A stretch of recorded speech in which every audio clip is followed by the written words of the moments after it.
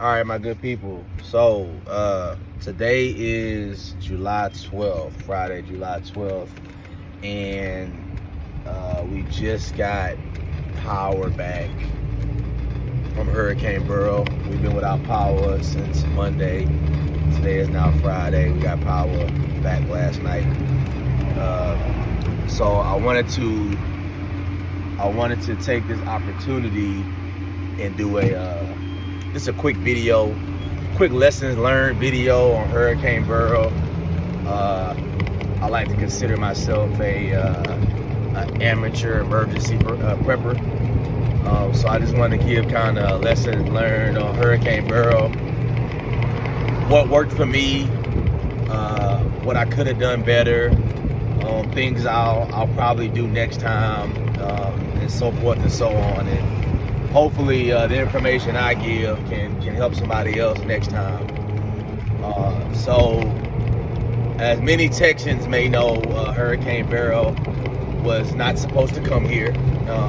And I live in Houston, well, South Houston, Missouri City, which is Sienna is a suburb of Houston. So as many know, the hurricane was not supposed to come here. It was supposed to originally go to Mexico, and then it was supposed to go to south of Texas and Brownsville, I believe, and then Corpus, and then it just slowly kept creeping towards Houston, and ended up making landfall around Matagorda Bay and Sargent, Texas, Freeport, Texas, which is just south of me. So a lot of people, including myself to a degree, and I'm saying that humbly because I was kind of prepared. A lot of people did not take this tropical storm / hurricane serious, and a lot of people waited to the last minute to get prepared. One of the things that I believe I did well was, even though it wasn't a certainty that it was coming this way, I still made sure I got ahead of all of the chaos and went to the store. We normally go grocery shopping on Sunday. Again, the hurricane hit Monday. I made sure my wife and I went to the grocery store Friday.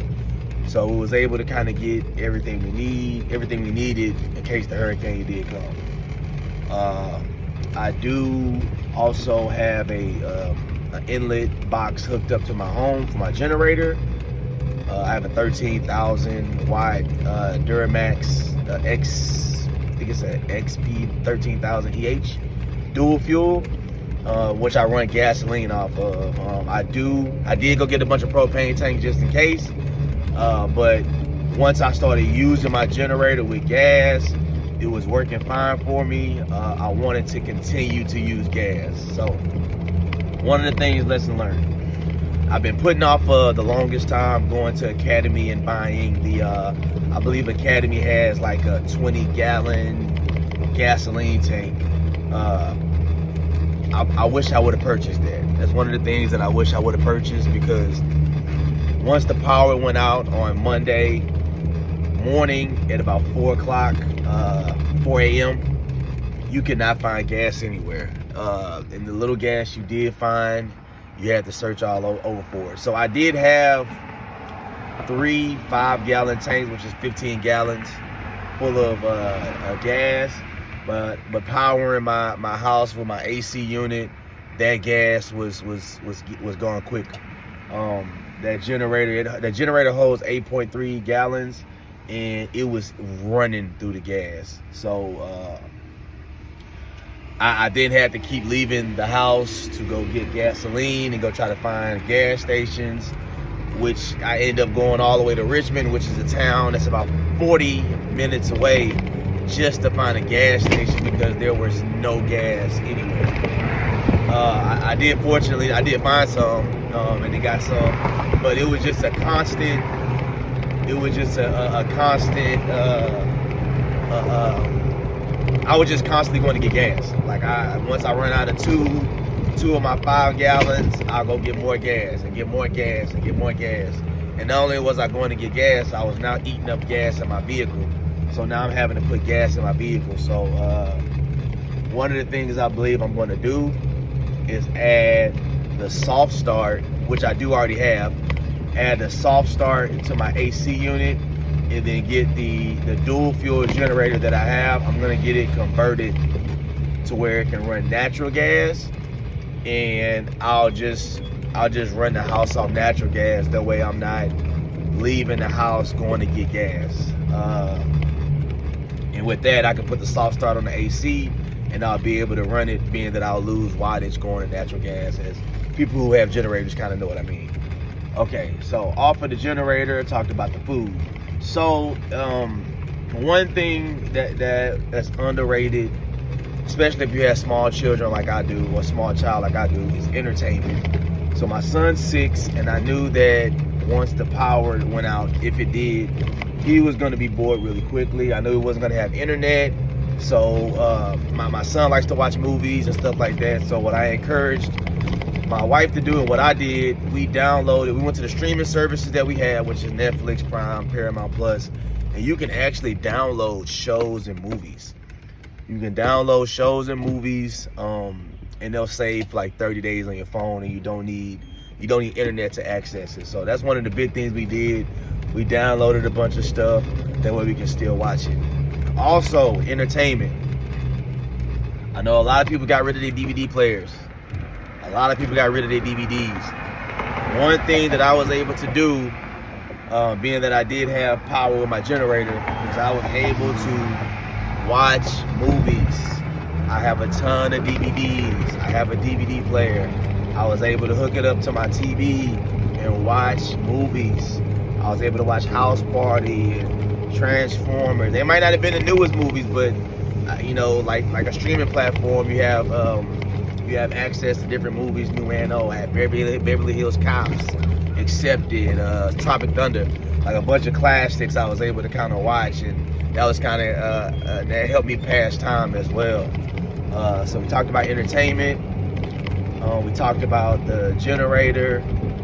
We talked about food, laundry. I made sure that we washed all of our clothes on Sunday. I said, hey, anything we have left, let's watch it on Sunday, because even with the generator, you don't want to use. How you doing? You don't want to use your your gas and your fuel and the wattage on the washer and dryer. It pulls a lot. So I made sure we washed all our clothes. I made sure we turned our refrigerator and our freezer down as low as we could. I think it's like -8 on my freezer, and I forgot what it was on my fridge. But I made sure we turned everything down on Sunday.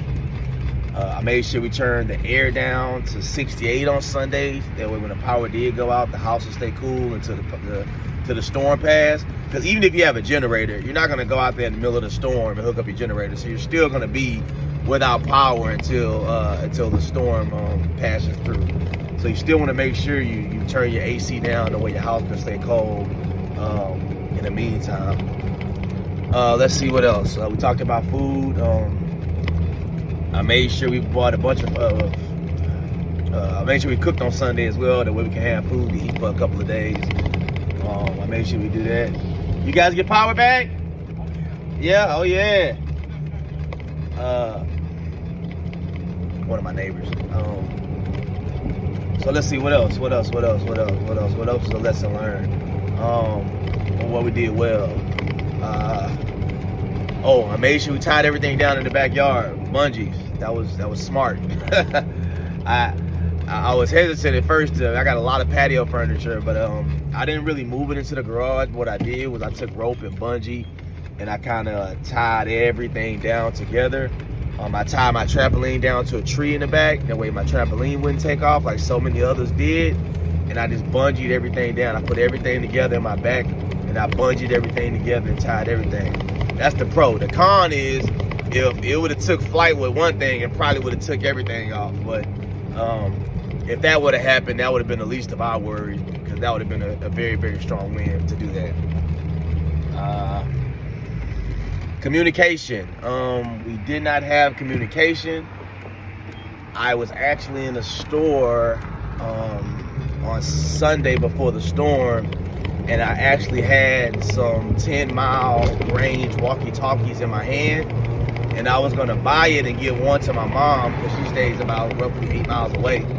But I ended up putting it back. So I'm for sure gonna get some long distance walkie-talkies. It might not be 10 miles. I might try to get 20 or 30, something that would actually make a difference. But I'm for sure gonna get walkie-talkies because we had zero communication.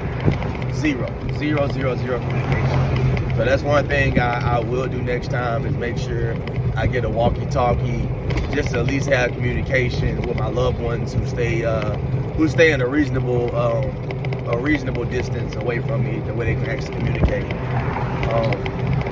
But outside of that, I think I like to call myself an emergency prepper. I believe all in all the research I've done, all the YouTube videos I've watched, all the things that I purchased over the years, including my generator and my water filtration system and everything I purchased over the years, I believe that this week, and including the freeze as well, I had a generator for the freeze, the 2021 freeze, but I believe that all of those things helped me be prepared and keep my family safe and comfortable during this storm. Again, there's a few things that I wish I did different, but for the most part, if I had to give myself a grade, I would give myself definitely a B+, A- on this storm. So, all right, that's all I have.